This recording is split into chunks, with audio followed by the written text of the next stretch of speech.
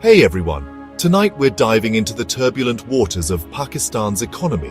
Specifically, we're talking about inflation, which is a word economists use when they want to sound fancy while describing how everything is getting more expensive. And in Pakistan, things are getting very expensive, very fast. In May 2023, Pakistan's inflation rate hit a record high, reaching a level that would make even the most seasoned economist break into a cold sweat. Imagine walking into your local grocery store and finding out that the price of bread has tripled overnight. That's the reality for millions of Pakistanis. This level of inflation has a devastating impact on ordinary people. It erodes their purchasing power, making it harder to afford basic necessities like food, housing, and healthcare. It's like trying to run a marathon while carrying a refrigerator on your back. It's just not sustainable. The situation is dire, and it demands our attention. So buckle up as we unpack the factors contributing to this economic storm. So, what's causing this inflationary spiral in Pakistan? Well, it's not just one thing, it's a whole buffet of economic woes. Picture a group of economists brainstorming in a room, throwing darts at a board filled with economic terms. That's pretty much how this crisis came about. First up, we have currency devaluation. The Pakistani Rupee has been on a slippery slope, losing value against the US dollar faster than a politician's promise during an election campaign.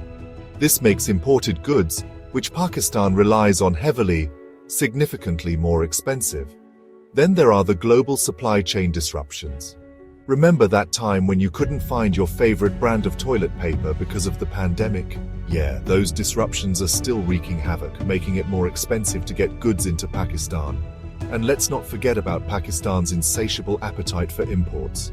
They love importing stuff, which wouldn't be a problem if they were really good at exporting things.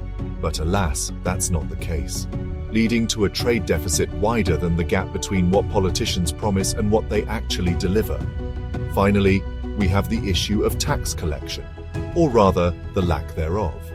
Pakistan has a notoriously low tax-to-GDP ratio, meaning they're not collecting enough taxes to fund essential services and manage their economy effectively.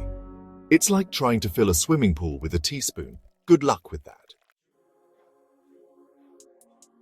As if the economic challenges weren't enough, Pakistan also has to deal with a healthy dose of political instability.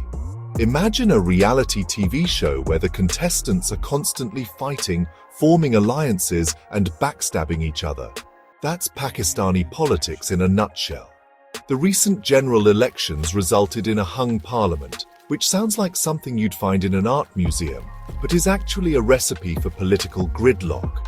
With no clear majority, forming a stable government becomes as difficult as finding a needle in a haystack, or a politician who actually keeps their promises.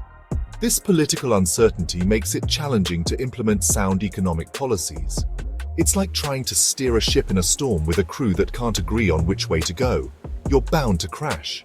And crash they have, with the economy suffering from the lack of clear direction and decisive action. The constant political turmoil also scares away foreign investors, who would rather put their money in a country where the political landscape is as predictable as a Swiss watch, not a Pakistani soap opera. Now, before you start building a bunker and stocking up on canned goods, there are some signs of cautious optimism. It's like finding a $20 bill in your old jeans, a pleasant surprise in an otherwise bleak situation. Inflation rates have shown signs of easing in recent months, which is like getting a small discount on that ridiculously overpriced loaf of bread. Foreign reserves have also seen a slight uptick, giving the economy a bit of breathing room.